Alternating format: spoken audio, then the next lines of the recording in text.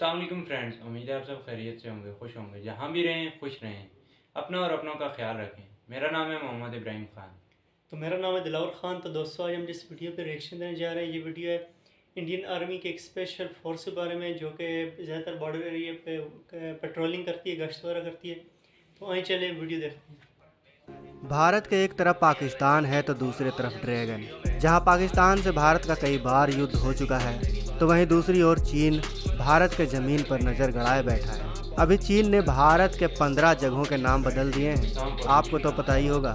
ऐसे में इनको जवाब देने के लिए बॉर्डर पर हमेशा एक ज़बरदस्त सेना तैयार रहती है। और आज हम इस वीडियो में भारत के एक ऐसे ही ज़बरदस्त सैनिक दस्ते की बात करने वाले हैं, जो दुश्मनों से मुकाबला करने गए मिशन में सांप और बिच्छू तक खा जाती है। तो आप अच्छे से बैठ जाइए दोस्तों, क्योंकि आज बात होगी भारत के गोरखा जवानों की। यकीन मानिए, आज का यह वीडियो काफ़ी रोमांचक होने वाला है। साथ ही इस वीडियो में हम आपको ऐसी ऐसी बातें बताने वाले हैं जिसके बारे में आपने अभी तक नहीं सुना होगा। तो वीडियो के अंत तक बने रहें दोस्तों।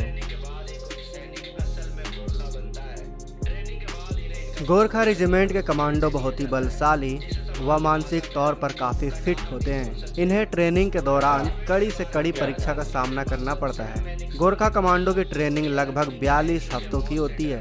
इस ट्रेनिंग के बाद ही कोई सैनिक असल में गोरखा बनता है। ट्रेनिंग के बाद इन्हें इनका मशहूर हथियार खुखरी दे दिया जाता है, जिसे सामान्य भाषा में हम कटार भी बोल सकते हैं। गोरखा रेजिमेंट के बारे में भारत के फील्ड मार्शल सैम मैनिकशॉ ने कहा था कि अगर कोई कहे कि उसे मौत से डर नहीं लगता, तो इसका मतलब है कि या तो वह झूठ बोल रहा है या फिर वह पक्का गोरखा है।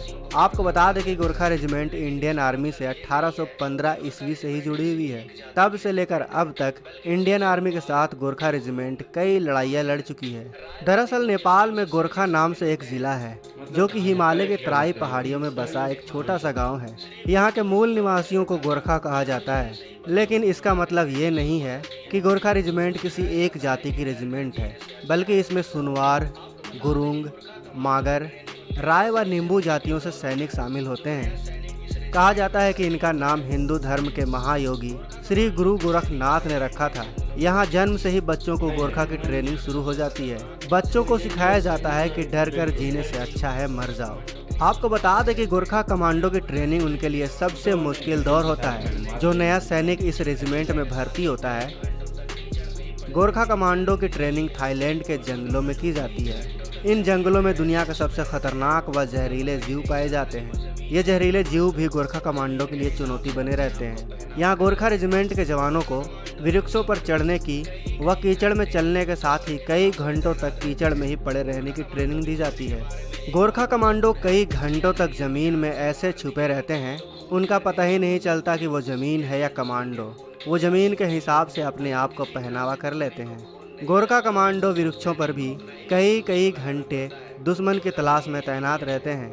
गोरखा कमांडो की खुगरी के बारे में एक बात मशहूर है कि अगर यह मियान से बाहर निकली तो खून करके ही वापस लौटेगी, यानी यह दुश्मन के खून की प्यासी होती है। अगर किसी तरह से खुखरी को खून नहीं लगता तो उस सैनिक को अपना ही खून उसको लगाना पड़ता है। गोरखा के लिए यही नियम है।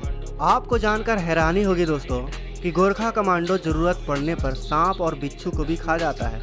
गोरखा कमांडो का भोजन भी कोई 36 प्रकार का भोजन नहीं होता, क्योंकि ये जंगलों में रहते हैं, तो जाहिर सी बात है कि इनका खाना भी जंगली ही होगा। आपको बता दें कि ट्रेनिंग के दौरान गोरखा कमांडो को खाने में जंगल के खाने की ट्रेनिंग दी जाती है, जिसका आम इंसान तो सोच भी नहीं सकता, क्योंकि उनका खाना होता ही ऐसा है। उन्हें सांप का जहर या खून पीने को दिया जाता है। सांप बिच्छू खाना गोरखा कमांडो के लिए आम बात है। ये उसको कच्चा ही चबा जाते हैं, क्योंकि रात के समय इनको बिल्कुल भी रोशनी या आग जलाने की इजाज़त नहीं होती, क्योंकि ऐसा करने पर दुश्मन अलर्ट हो सकता है।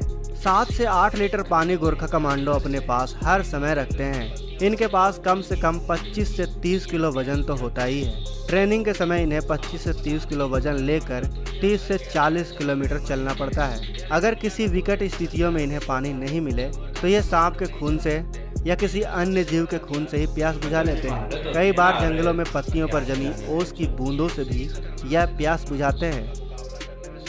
आपको बता दें कि गोरखा कमांडो दुनिया भर के हथियार चलाने में माहिर होते हैं। यानी दुनिया का कोई ऐसा हथियार नहीं होता जो गोरखा कमांडो नहीं चला सकते। इनका सबसे बड़ा हथियार खुखरी होता है जो इनके ट्रेनिंग के दौरान इन्हें दिया जाता है। ये इससे ही खतरनाक से खतरनाक दुश्मन का मुकाबला करने में सक्षम होते हैं। ट्रेनिंग के दौरान सैनिकों को मेंटली व शारीरिक तौर पर काफ़ी फिट किया जाता है। गोरखा कमांडो हर तरह के मौसम में काम करने के लिए सक्षम होते हैं। इनके लिए कभी भी मौसम ख़राब नहीं होता। कितना भी आंधी तूफान या बारिश का मौसम क्यों न हो, गोरखा अपनी जगह पर ही तैनात रहते हैं। इनकी ट्रेनिंग पूरी होने के बाद अलग अलग जगहों पर भारतीय सेना में भेज दिया जाता है। दोस्तों, हम उम्मीद करते हैं कि भारतीय सेना के गोरखा रेजिमेंट की ये बहादुरी भरे जानकारी से आपको गर्व जरूर महसूस हुआ होगा। अगर आपको गोरखा रेजिमेंट के बारे में जानकर गर्व महसूस हुआ है तो इस वीडियो को फेसबुक पर, व्हाट्सएप पर अपने दोस्तों के साथ या अपने जानने वालों के साथ शेयर जरूर करें दोस्तों। साथ ही वीडियो अच्छी लगी है तो वीडियो को लाइक और कमेंट बॉक्स में गोरखा रेजिमेंट के बारे में अपने विचार अवश्य प्रकट करें। ऐसे ही रोमांचक भरी वीडियोस के लिए हमारे चैनल को सब्सक्राइब करना बिल्कुल भी ना भूलें।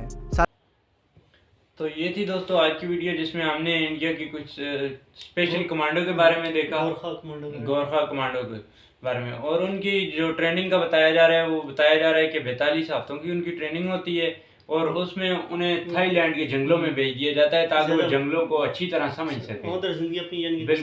बिल्कुल और उन्हें बिल्कुल और मुश्किल हालात के अंदर उन्हें मतलब सांप वगैरह बिच्छू खाने की अच्छी तरह ट्रेनिंग दी जाती है। और जैसा कि आपने देखा रात को जिंदा बिच्छू खाए जाते हैं क्योंकि उन्हें लाइट वगैरह जलाने की इजाजत नहीं होती ना, क्योंकि उससे उनका दुश्मन अलर्ट हो जाता है उससे। हाँ, खाना पकाने के लिए ताकि रोशनी से उन्हें पता नहीं चले कि वहाँ पर सोल्जर मौजूद है इंडिया।